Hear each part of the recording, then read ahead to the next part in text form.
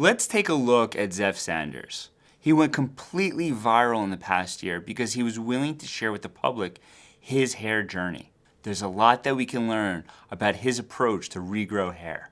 Today we're going to be going over my entire hair routine and how I brought my hair back to life from being bald over the last 3 years to having much more hair on my head. We can see clearly that Zeph went from a scalp that had no hair on it to now a scalp that actually has hair on it. The fact that he's willing to share his journey publicly and take us through the journey that he's going through is quite amazing, because this is really an inspiration for people who are losing hair or who have lost hair, that, you know what, maybe there are some solutions that you can use to salvage your hair and, in some cases, regrow your hair. Now, for the most part, I can break my hair down to androgenetic alopecia or male pattern baldness and blame it on family genetics. So this is classic androgenetic alopecia, the most common form of hair loss. It could also be called male pattern baldness or female pattern baldness. It's commonly also associated with genetics. He's correct. So you can have your mother's side affected or your father's side affected. If we look at Zeph's scalp, what you can tell is he has recession of his hairline pretty significantly, and he's really, a young guy. So there is a very strong likelihood that he is experiencing androgenetic alopecia. I did have an instance back in 2019 when COVID hit where I got really, really sick and started to experience more hair loss than usual. It sounds like Zeph's body was going under a lot of stress at this moment because, number one, he had COVID. So any infections, any recent surgeries, significant weight loss, any emotional trauma to the body. So if you just had a breakup, a divorce, or you lost a loved one, this can actually stimulate hair loss. It sounds like Zeph potentially is having a condition called telogen effluvium. This is significant hair shedding, and this can happen if the body's undergoing a lot of stress. Now, I did make an entire video about this, so if you want to check that out, you can. I got on some special shampoos, and after every workout, I would shampoo and condition my hair every day and noticed more and more hair fall, and I started to lose my mind. I was like, oh my gosh, it's over for me. It's getting super thin. So this does sound like he was experiencing telogen effluvium. It's very typical to go into the shower and get a buildup of hair in your drain. This is an acute condition. It shouldn't last more than 6 months. But it sounds like that Zeph was experiencing both androgenetic alopecia, which he had from his genetics, and at this moment in time, because of the stress that he was experiencing, was also going through telogen effluvium, two different hair conditions. For me at this time, I already noticed it was really bad, so I decided just to shave it off. I actually stream live on Twitch, and we hit a dono goal to shave my head. One, we hit a goal to shave my head, and two, it was kind of mutual. At that point, my hair was getting pretty bad. So we shaved it off in 2020, and I never looked back. I wore hats every day for 3 years. What would you do if you had a thinning hairline, a genetic propensity for hair loss, and you were in your early 20s? Now, hair is a sign of youth, and if you have thinning hair, that can impact your confidence.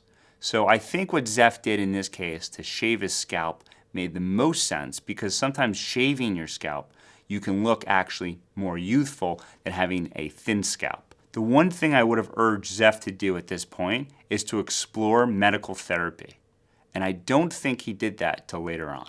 Just at the end mark of 3 years, I wanted to grow back my hair and see how much would come back. At the time, I didn't really think much of it because, honestly, I didn't think much would come back. And it wouldn't look as good as before, and before it already looked pretty bad. A lot of it was gone, the back of my head and the temples.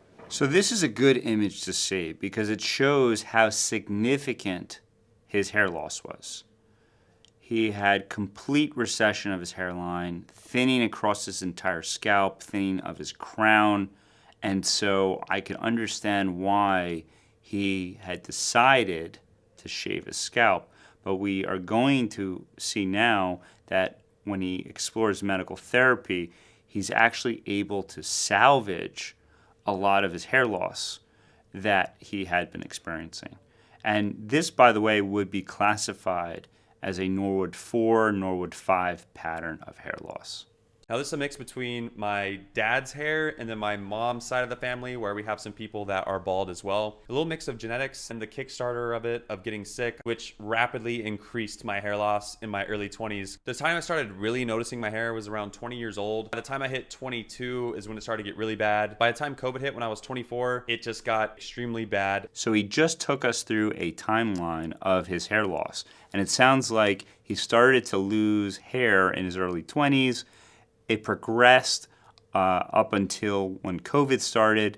It got expedited when he had telogen effluvium because of the COVID that caused his body to undergo stress. So the mix of the androgenetic alopecia, that's genetic, and the telogen effluvium really caused him to have significant hair loss during the COVID period that later led him to shave his scalp. And now here we are, and he is now discussing the options that he started to explore when he decided to regrow his hair.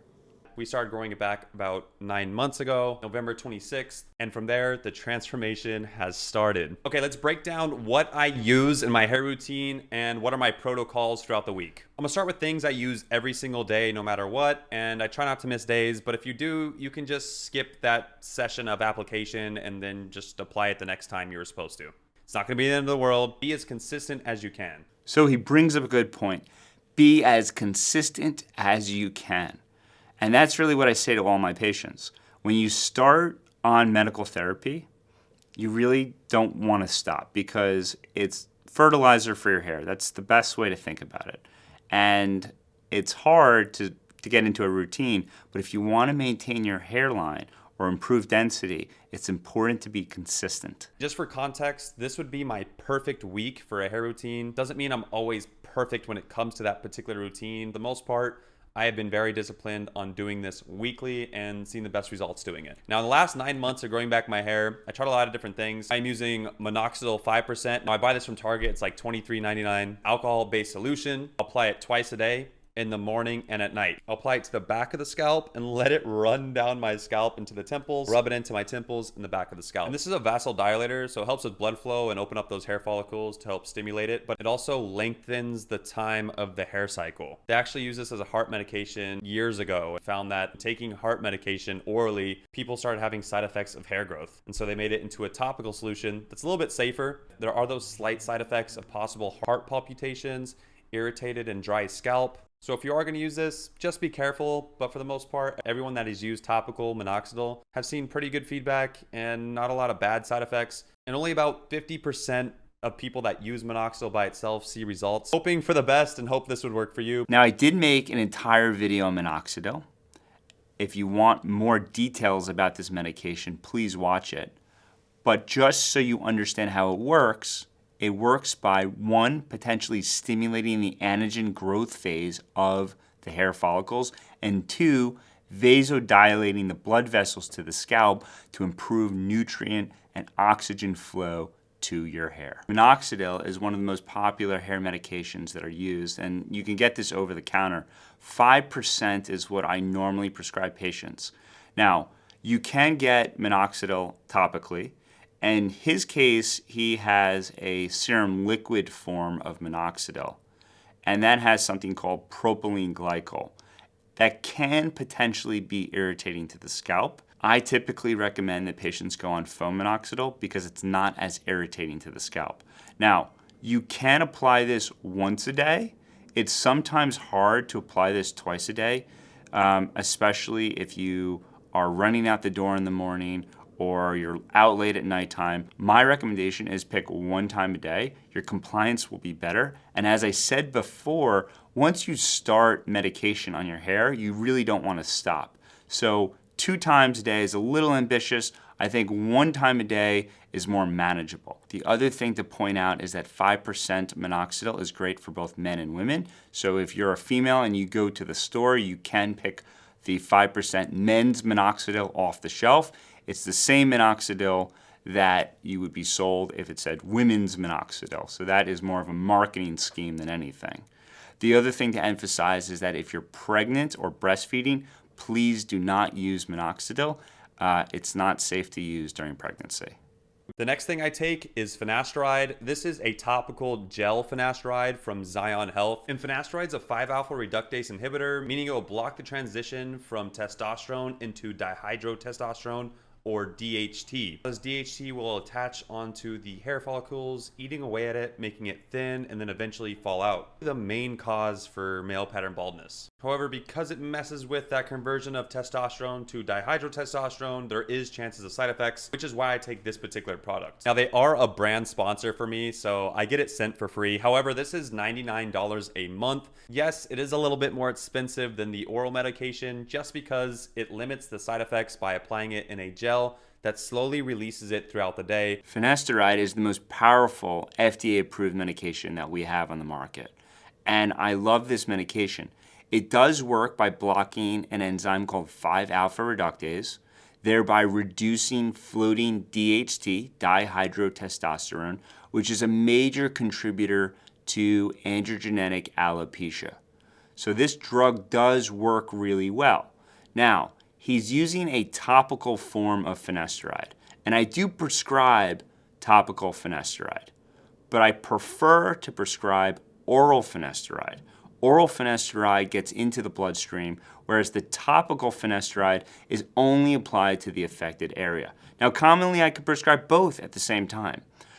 One of the concerns that men have with finasteride is libido, erectile dysfunction issues, or a decrease in semen count.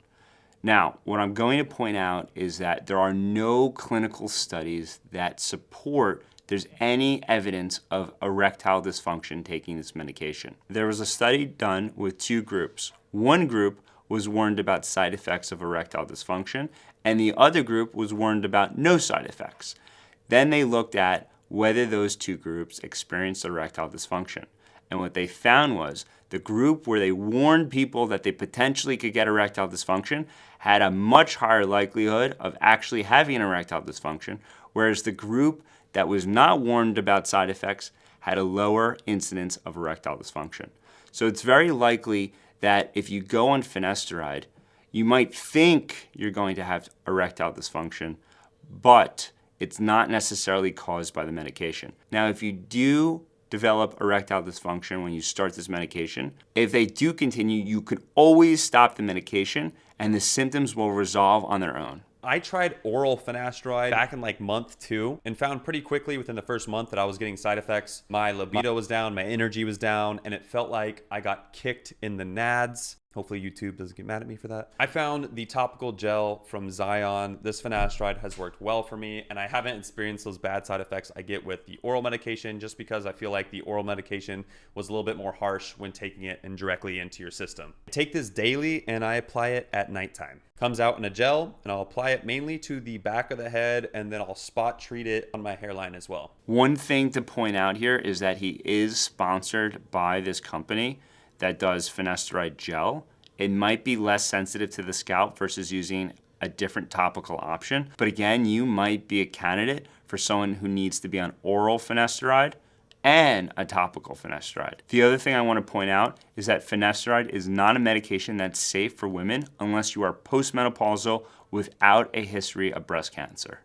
The next thing I use is microneedling. Now, I use this once a week, bunch of little needles that pokes your scalp, and I use a 1.5 length. I'll prick my scalp all over, including the hairline and where I want new growth, 2 to 3 times in the exact same spot. Now, they have derma rollers, but if you have longer hair and roll over your hair, it's gonna kind of cut it up. Stamp when you press it, it's not gonna damage the actual hair that's grown out of your head. Now, there is evidence that microneedling in combination with applying topical minoxidil does improve hair growth relative to just using topical minoxidil.